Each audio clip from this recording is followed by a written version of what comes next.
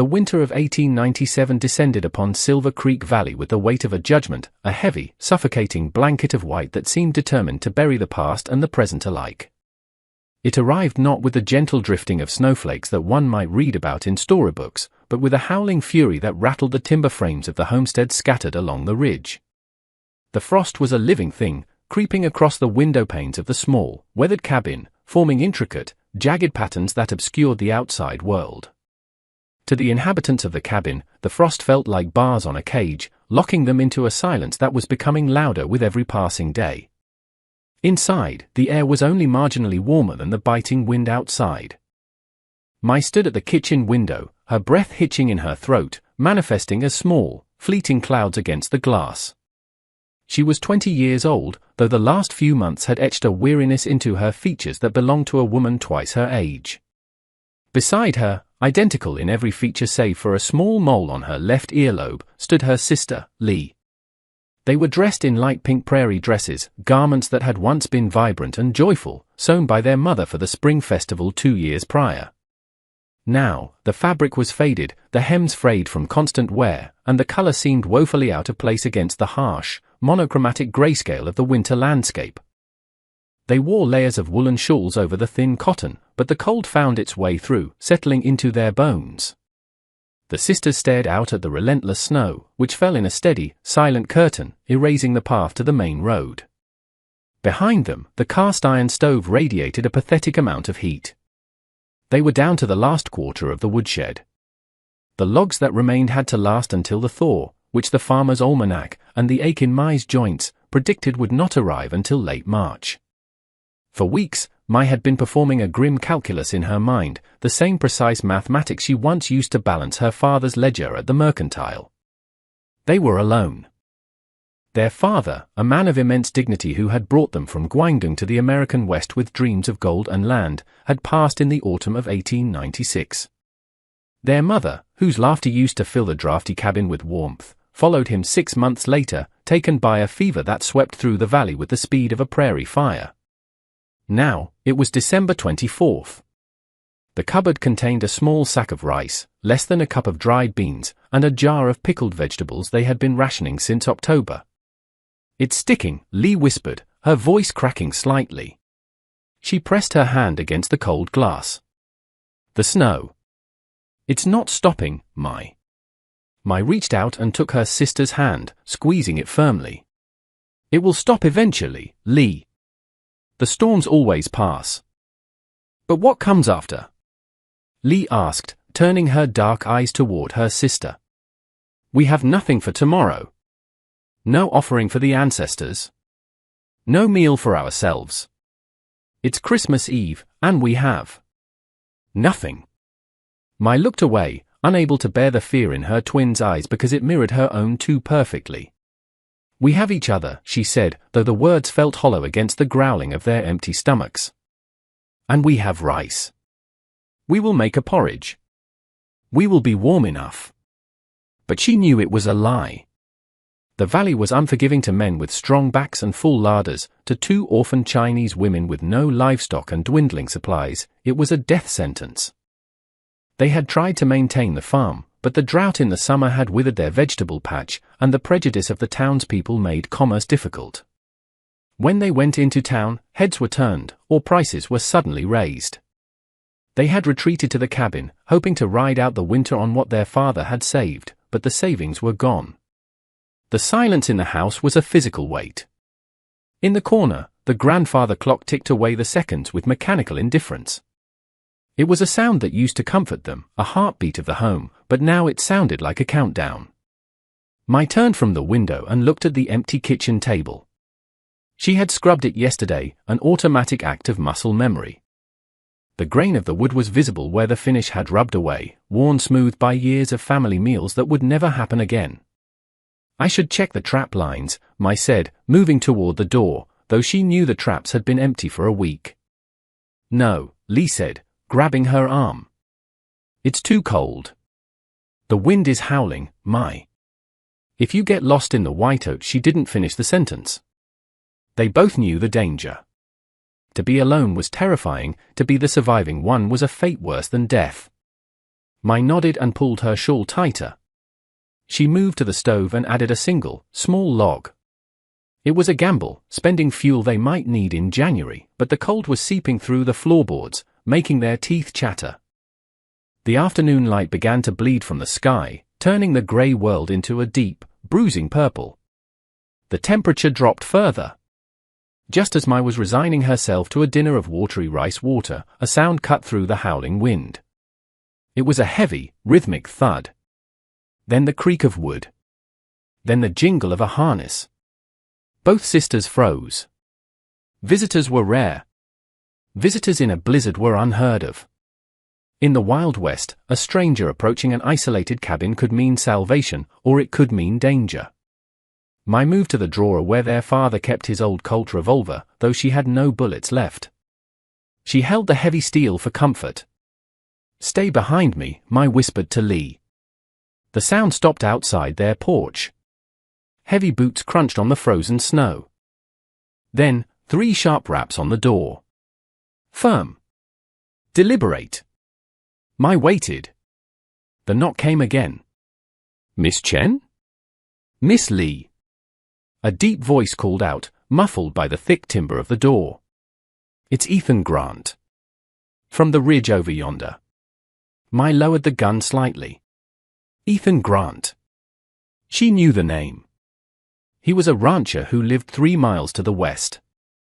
Their father had spoken of him with respect, a man who kept to himself, who paid his debts, and who had never looked at their family with the slanted eyes of suspicion that others in the valley held. Mai moved to the door, unlocking the bolt with trembling fingers. She opened it a crack, and the winter rushed in like a physical blow, swirling snow onto the floorboards. Standing on the porch, backlit by the fading twilight, was a giant of a man. Ethan Grant was in his late 40s, his face weathered like old leather, creased at the corners of his eyes from years of squinting into the sun and wind. He wore a heavy buffalo coat dusted with snow, and his hat was pulled low. Behind him, a wagon was pulled by a massive roan horse, steam rising from its nostrils. "Mr. Grant?" Mai asked, her voice steady despite the cold. He took his hat off, revealing hair that was graying at the temples. He looked at the two of them, taking in their thin pink dresses and the poverty that clung to the room behind them. His eyes, a piercing blue, softened. "I apologize for the intrusion, ladies," he said, his voice a low rumble. "I was heading back from the mercantile in town, and... well, the roads are getting bad. I saw your chimney smoke was looking a mite thin." He looked past her shoulder, his gaze landing on the empty table. He didn't stare, but he saw. He saw everything. "We are fine, Mr. Grant," Mai said, her pride flaring up, a last defense against the pity of the world. "We are managing." Ethan nodded slowly, turning his hat in his large, gloved hands. "I'm sure you are. You're your father's daughters, after all." He was a good man. Strong. He paused, looking down at his boots. "But this winter. It's a creditor collecting debts, isn't it? It doesn't care about strength." He gestured toward his wagon. "I have a bit of a situation, you see. I overbought. Way overbought. And with the snow coming down like this, I can't keep all this fresh food in the wagon, and it'll spoil or freeze wrong if I leave it in the barn. I was hoping you might help me out by taking some of it off my hands." Neighbors helping neighbors. Mai looked at Lee, whose eyes were wide. They both knew it was a lie. You didn't overbuy in the winter, you hoarded. And nothing spoiled in freezing temperatures, it just froze. He was offering charity, but he was dressing it up as a favor to save their dignity. "Mr. Grant," Lee spoke up, her voice soft. "We cannot pay you." "Didn't ask for payment," Ethan said gently. "The payment is you helping me not be wasteful. My Clara. My late wife. She hated waste. She'd haunt me if I let good food go to the wolves." He didn't wait for permission. He turned and walked back to the wagon, his boots crunching heavily. He returned a moment later carrying a large wooden crate, effortlessly lifting a weight that would have taken both sisters to move. He stepped inside, kicking the snow from his boots, and set the crate on the kitchen table. "Now," he said, breathing into his hands. "I've got a turkey in the back of the wagon. Big Tom. Already dressed. And a ham. Smoked it myself." I stepped forward and looked into the crate. Her breath caught in her throat. There were potatoes, real, earth-covered potatoes. There was a sack of white flour. A bag of sugar. A jar of honey. Coffee beans that smelled so rich and dark it made her head spin. And wrapped in butcher paper, thick cuts of beef. Ethan went back out and returned with a canvas sack and a massive ham, its scent smoky and sweet filling the frozen room. He made a third trip for the turkey. When he was finally done, the kitchen table, which had been a barren wasteland of wood grain moments before, was groaning under the weight of a feast. The twins stood paralyzed. It was too much. It was months of survival. It was a life raft thrown into a drowning sea. "Why?" I asked, looking up at him. Tears finally spilling over, freezing on her cheeks. "Why would you do this for us? We are strangers." Ethan stood by the door, looking uncomfortable with the gratitude. He brushed snow from his sleeve. "You aren't strangers. You're neighbors. In this valley, that means family." And besides, he paused, his voice catching on a rough edge of emotion. "My wife died 3 winters back. And my daughter. She would have been about your age." He looked at the two of them, shivering in their pink dresses, and the grief in his eyes was a deep, ancient well. "People brought me food then. Checked on me. I didn't want it. I was angry at the world. But it kept me alive. I'm just balancing the ledger." He turned to leave. "I should get the horse back to the barn before the drifts get too high." "Stay," Lee said suddenly. The word hung in the air. I looked at her sister, then at Ethan. "Yes. Please. Stay. We cannot cook all this ourselves. And no one should be alone on Christmas Eve." Ethan hesitated. He looked at the cold, dark ride that awaited him, and then at the warm, golden light of the kerosene lamp the sisters had just lit. He looked at the food he had brought, and then at the faces of the 2 young women who looked at him not with suspicion, but with a dawn of hope. "I've got the horse to tend to," he said weakly. "There is a stall in the barn," I said. "It is empty. There is hay left. And we will make coffee," Lee added. "Real coffee." Slowly, a smile broke across Ethan's weathered face, cracking the mask of solitude he had worn for 3 years. "Well," he said, closing the door against the wind. "I suppose a cup of coffee wouldn't hurt." The next few hours were a blur of activity that transformed the gloomy cabin into a place of light and warmth. Ethan, it turned out, was handy with more than just a wagon. He went out to the woodpile and, despite the dark, managed to chop and haul enough wood to fill the box by the stove, getting the fire roaring until the cast iron glowed with a heat they hadn't felt in weeks.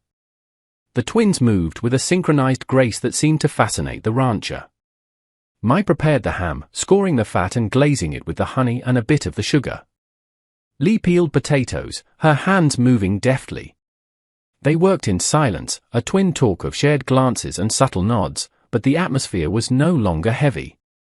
It was electric with anticipation. The smell of the coffee brewing, strong, black, and life-affirming, permeated the room. Ethan sat in the corner chair, whittling a small piece of wood, watching them with a quiet contentment. "My Clara," Ethan said, breaking the silence as the ham sizzled in the oven, "she used to make these dumplings. Little pockets of dough." "Jowsy," I said, turning from the flour she was kneading for biscuits. "We make them too. For the new year. But we have no cabbage or pork for the filling." Ethan stood up and walked to the crate. He dug around the bottom and pulled out a smaller, wrapped package he hadn't mentioned. "Is this pork?" He held up a slab of bacon and some ground sausage. "And I think there's an onion in the sack." The twins looked at each other, a spark of pure joy passing between them. We can make them, Lee said, clapping her hands. We can make dumplings. And so, the cultural lines that usually divided the valley dissolved in the heat of the kitchen. The rancher watched as the Chinese sisters rolled out dough with a glass bottle because they had no rolling pin, filling the wrappers with the sausage and onion, pleating them with a dexterity that looked like magic. In return, Ethan showed them how to make cowboy biscuits, using the bacon grease to make them savory and dense. By the time the meal was ready, the blizzard outside was a distant concern. The wind battered the walls, but the cabin held firm, fortified by the heat of the stove and the warmth of human connection. They pushed the table near the stove. The feast was eclectic: a glazed ham, roasted potatoes, fluffy biscuits, and a platter of steamed dumplings. It was a meal that defied geography, a dinner that belonged nowhere but the American West. They sat down. Ethan felt large and clumsy in the small chair, but he didn't mind. Mai and Lee had draped their shawls over the backs of their chairs, the heat of the room finally allowing them to be comfortable in their pink dresses. We usually offer a prayer to our ancestors, Mai said, looking at the food. To invite them to eat with us. Ethan nodded respectfully. I'd be honored if you did. Mai and Lee closed their eyes, bowing their heads. They spoke softly in Cantonese, inviting the spirits of their father and mother to partake in the abundance, thanking them for watching over the house. When they finished, they looked at Ethan. And I usually say grace, Ethan said. He bowed his head. Lord, we thank you for this food. We thank you for unexpected company. We ask you to bless this house and these young women. And tell Clara I miss her. Amen. Amen, the sisters whispered. They ate with the hunger of those who had been starving not just for food, but for fellowship. The ham was salty and sweet, melting on the tongue. The biscuits were warm and comforting. And when Ethan tried a dumpling, his eyes widened. That, he said, pointing his fork at the dumpling, is the best thing I've tasted in 20 years. Lee giggled, a sound that seemed to startle even herself. She hadn't laughed since the spring.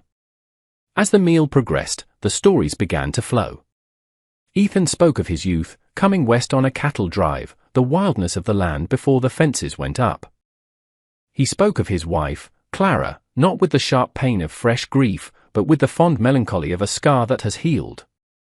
The twins spoke of their journey across the ocean, the smell of the salt air, the strangeness of the mountains. They spoke of their father's dream to build a legacy, and their mother's insistence that they never forget their language. I have a question, Ethan said later, as they sat nursing their third cups of coffee. Those dresses. They're mighty fine, but they don't look like winter clothes. Mai looked down at the pink fabric. She smoothed the frayed hem. Our mother made them. For the spring festival. It was the last thing she sewed before she got sick. We wear them when we need to feel close to her. When we need to remember that spring always returns. Ethan was silent for a long time. He looked at the fire, the light dancing in his blue eyes. She was right, he said softly. Spring does return. But sometimes, you need help getting through the winter to see it. He reached into his coat pocket and pulled out a small leather pouch. He placed it on the table. I didn't want to bring this up before dinner, he said. But your father. He did some work for me a few years back. Helped me fix a fence line that had washed out in the flood. He refused payment at the time. Said he was just being neighborly. Mai frowned. Father never mentioned that. He wouldn't have, Ethan said. He was a proud man. But I kept the money aside. Invested it in a few head of cattle. It's grown a bit. He pushed the pouch toward them. It clinked heavily. That's not charity, Ethan said firmly, seeing Mai about to protest. That's a return on investment. It's yours. It should be enough to buy seed for the spring planting, and maybe some warmer clothes for the rest of the winter. Mai opened the pouch. Inside were gold coins.